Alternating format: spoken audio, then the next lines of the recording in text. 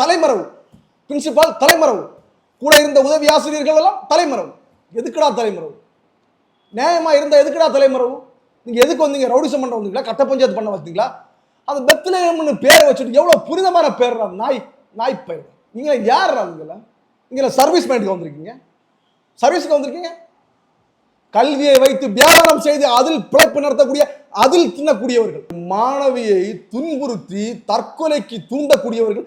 என்னடா தண்டனை? நாளைக்கு நீங்க எல்லாம் பணம் வச்சிருக்கீங்க, ஒரு பெரிய லாயரை பிடிச்சி பெயில வந்துருவீங்க. உண்மையிலேயே அந்த சகோதரி அன்சுஜிக்கு நியாயம் கிடைக்கணும். Justice for Anshuji. ஏன் அப்படின்னா, ஒரு நடுத்தர குடும்பத்தில் பல ஆசைகள், பல கற்பனைகளோடு வாழ்ந்த அந்த சகோதரிக்கு நிச்சயமாக நியாயம் கிடைக்க வேண்டும்.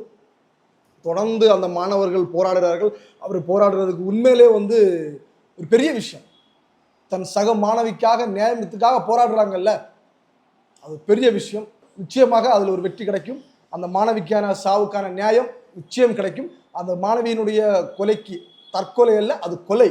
அந்த கொலைக்கு நியாயமான அந்த கல்லூரியினுடைய தாளாளர், அந்த கல்லூரியினுடைய பிரின்சிபால், அதுக்கு உதவி செய்த அந்த உதவி பேராசிரியர்கள் அத்தனை பேரும் கைது செய்து தண்டனைக்கு உள்ளாக்க வேண்டும்.